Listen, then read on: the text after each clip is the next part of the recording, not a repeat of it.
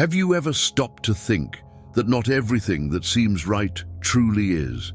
That many times what comforts us might be leading us away from something much greater?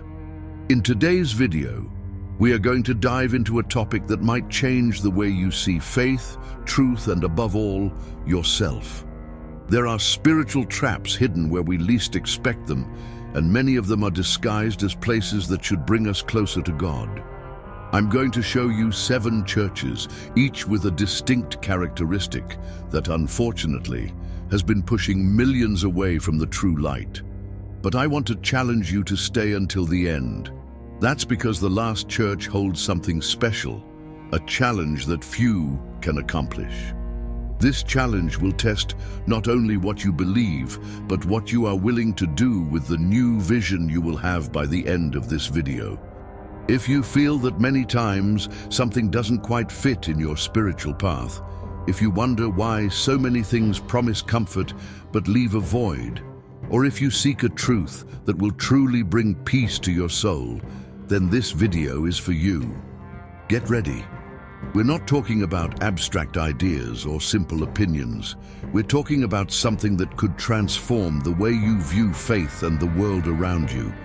And by the end, you will have the chance to accept a challenge that could bring profound change to your spiritual life. Have you ever stopped to think that the most dangerous deception isn't the one that presents itself as obviously wrong? Satan, in his malicious intelligence, knows that to lead people away from God, he doesn't need to destroy their faith directly. He just needs to disguise his intentions and infiltrate spaces where people feel protected: the churches. Today, we'll talk about one church in particular. This church is not easily recognized as a threat. It presents itself as a refuge of tranquility, but its true purpose is to divert people from the right path. Its strategies are so well crafted that even those who consider themselves spiritually strong can be deceived. This church is captivating at first sight. Its services are full of emotion, inspiring music, and messages that promise comfort. But all of this is carefully designed to touch the heart, not to transform it spiritually. It uses its words and promises as tools to create emotional dependence in the faithful. The leaders of this church know exactly how to keep people close. They use the idea that without being there, you'd be more vulnerable to problems and distant from divine blessings. Some even say that outside of that community, God's protection doesn't reach you. This creates fear and a sense of obligation to continue participating, even when the heart already feels that something is wrong. Here, guilt becomes a powerful weapon. If something bad happens in your life, they say it's because you're not being faithful enough. This causes many to try even harder, sacrificing time, energy, and even financial resources to meet expectations that never seem to end. In another branch, we find a church that turns faith into a bargaining chip. The message is always the same: if you give more, you'll receive more. But what they don't say is that what you receive most of the time is just more pressure. This church uses a system that exploits the hope of people, especially those going through financial difficulties.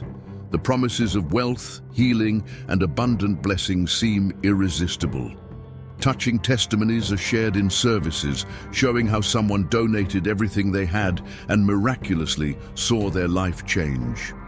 But for every story told, there are hundreds of others never mentioned, stories of people who gave everything and were left only with frustration. You notice how the focus here isn't spiritual, but material. Genuine faith, which should be based on love and trust in God, is reduced to a financial transaction. And the worst part, when the promises don't come true, the problem is never with the church, but with the person who didn't have enough faith. Udin. Finally, we have a church that mixes spiritual practices with elements that have nothing to do with Jesus' teachings. It entices with the promise of an elevated spiritual experience. But what it truly does is distance people from the simplicity of the gospel. Here they talk about energies, reaching higher levels of consciousness, and even seeking help in objects or rituals that should open spiritual pathways. But in reality, all of this only creates a bigger gap between people and God. Instead of strengthening faith, this church confuses, diverts, and destroys. These practices may seem appealing to those seeking something more, but they often bring more pain than peace. It's like a vicious circle. The more you try to delve deeper, the more lost you become. Do you see how emotional manipulation can bind us in an almost invisible way? The first church we discussed uses exactly this. Carefully chosen words, promises that seem to reassure, but that in the end, rob you of your freedom. This is just the beginning of what might be happening around you. And speaking of theft, there's something even more alarming. There's another church that not only manipulates your emotions, but transforms your faith into a bargaining chip. It puts a price on your beliefs and makes you believe that closeness to God depends on how much you're willing to give. Before we move on to the next revelation, I want to invite you to something special. I've prepared a digital material that will open your eyes to the hidden truths in the scriptures and help you gain more clarity on what's truly authentic. The link is in the first pinned comment.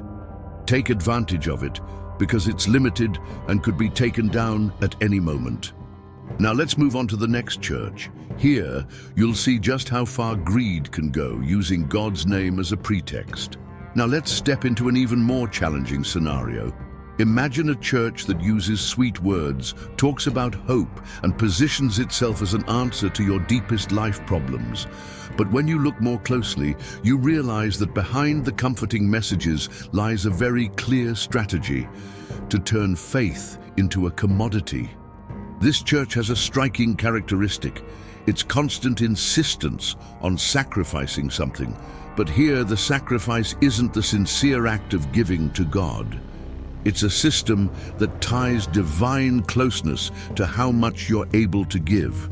From the very beginning, it's clear that the main message revolves around donations, and it's not something subtle, it's explicit. With every service, you hear about how God wants to bless you.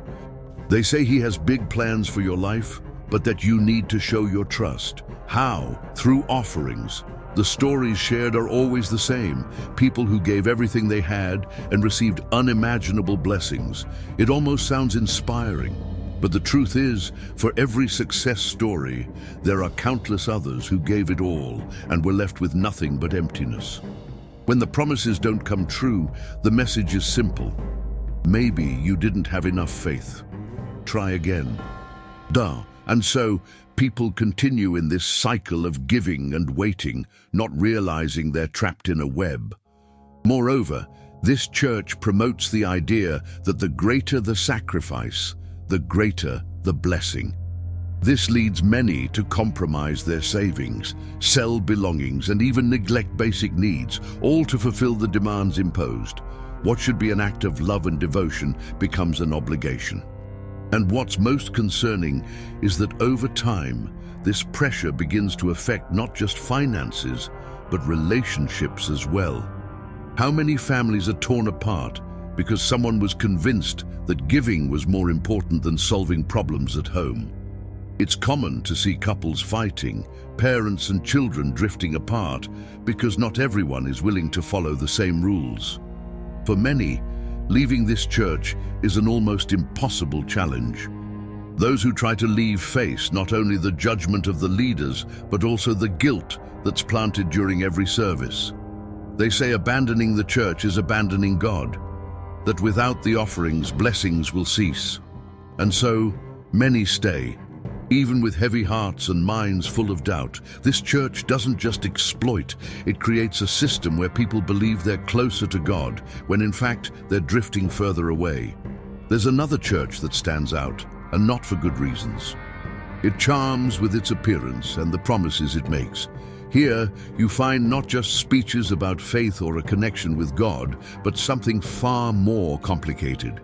It blends spiritual practices and beliefs that have nothing to do with the teachings of Christ.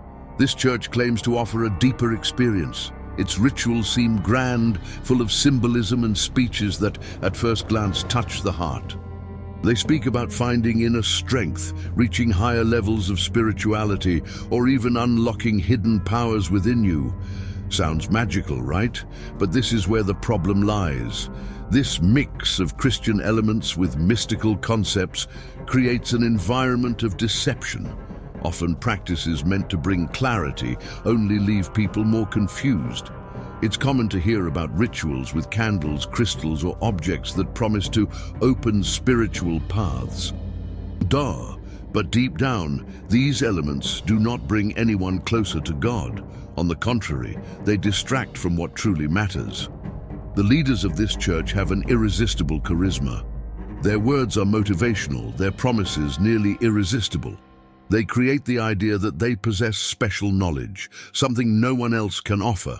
As a result, their followers become completely dependent on them for any important decision, and the impact goes far beyond the spiritual. How many people have abandoned relationships, families, or even opportunities because they believed following these instructions was more important?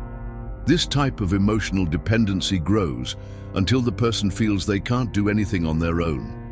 Another common practice here is the idea of communicating with spirits or spiritual entities. They present this as something positive, even as a form of comfort. They say you can seek answers or find peace through these contacts. But what many don't realize is that by opening these doors, they're allowing influences that can be deeply harmful. And of course, there's the financial appeal. It's not just about simple donations. It's much more. They promise that certain rituals or specific objects have unique power, and that comes at a price. Many sell what they have, compromise their resources, and still feel it's never enough. Over time, what should be a quest for tranquility transforms into confusion, fear, and an even greater spiritual emptiness. The promises of spiritual growth turn out to be deceptive, and the peace they seek seems more distant with each passing day. By now, you've probably noticed how emotional and financial manipulation strategies can shape not just faith, but also relationships, and even the way we view the world. The third church we discussed takes this even further, blending what seems like spirituality with practices that only bring confusion and a silent distancing from God. Now I want to hear from you. Had you heard about these churches and their practices before? Write in the comments what you think so far. Can you see how all of this could be happening around us, often without us even realizing? And get ready, because what's coming next is even more intense. The next church doesn't just set rules. It imposes total control over people's lives, turning what should be a pursuit of spiritual peace into an unbearable burden. Stay with me, because every detail makes a difference. The truth is closer than you think, but you must be alert to avoid being deceived. Now let's talk about a church that carries a different weight. Here, people don't just find a religious structure, but a network of control that goes far beyond what they should expect. This church presents itself as the guardian of tradition, but in practice, it transforms divine teachings into something heavy and difficult to carry. One of its most striking features is the excess of rules and dogmas that have little to do with what Christ taught. Spirituality is measured by the ability to fulfill a series of demands that often aren't even found in the Bible. And this creates a stifling reality where the fear of making a mistake overshadows the desire to live a true faith. People who enter this church in many cases start with a sincere desire to draw closer to God, but they quickly realize that to be accepted, they must conform to standards that go far beyond faith. Here, personal decisions, like what to wear, who to associate with, and even where to work, are often seen as spiritual matters and placed under judgment. The leaders of this church take on an almost absolute position. They present themselves as mediators between God and the faithful, reinforcing the idea that without their guidance, no one can achieve salvation. This creates a dependency that grows with every service, every conversation, every message. And what about the impact this has on families? How many homes have been torn apart because of these impositions? Parents who no longer recognize their children, couples who separate because one doesn't agree with the rules. This church doesn't just dictate how you should live, but also who you should associate with. Another common practice is the relentless pursuit of financial contribution.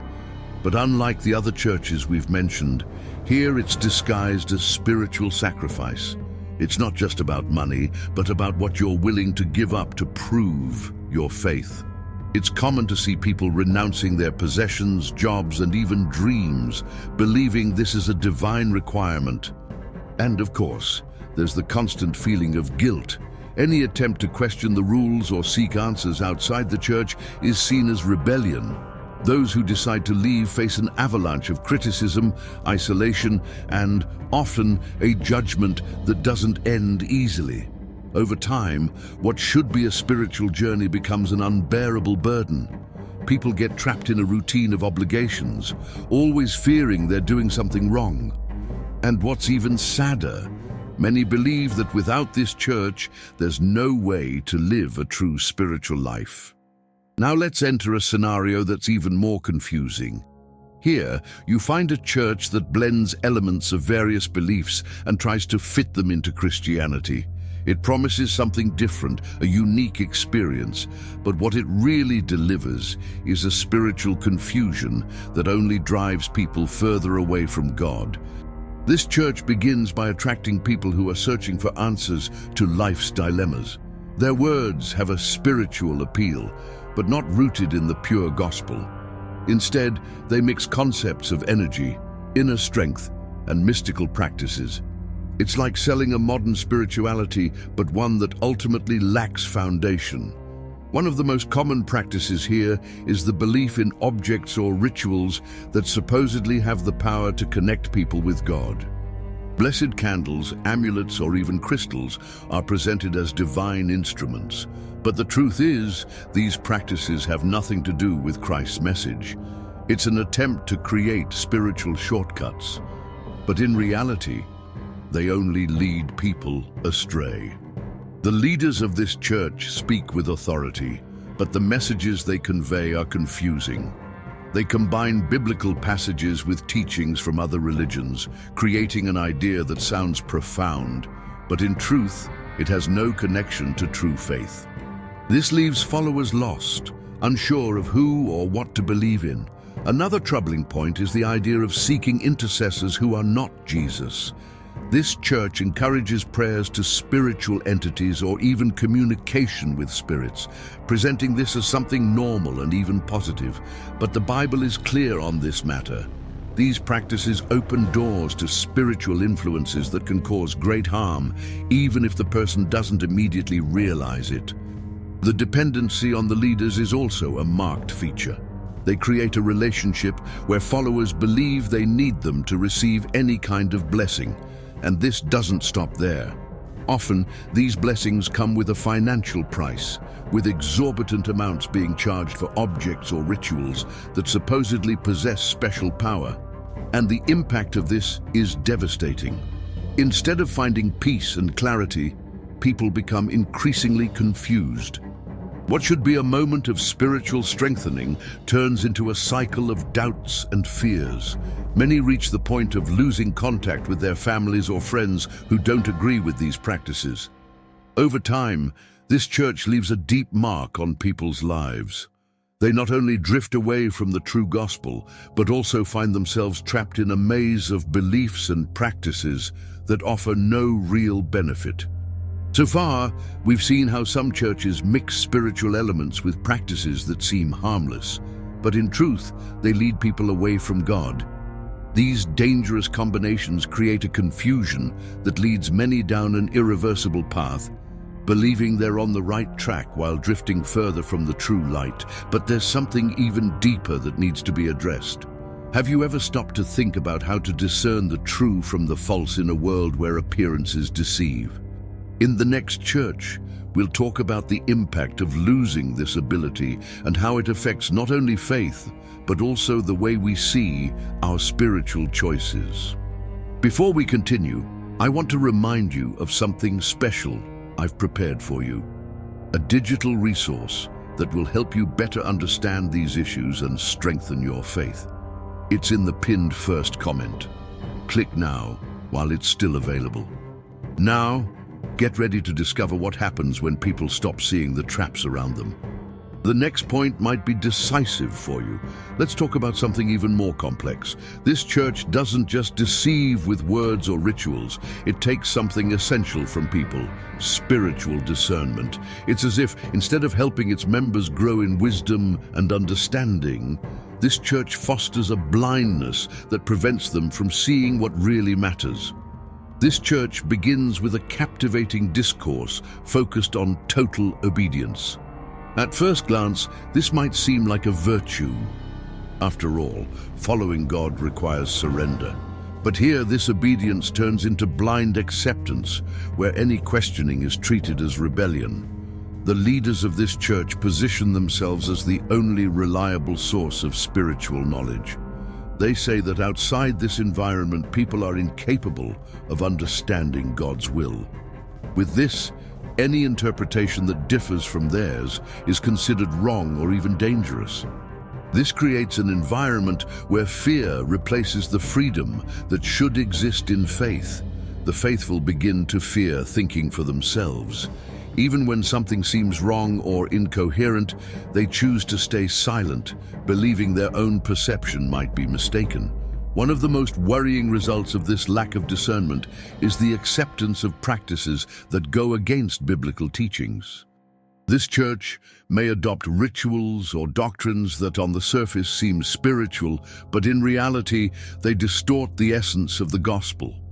And people, without the ability to perceive this, end up participating, believing they are doing the right thing. Another devastating effect of this spiritual blindness is isolation.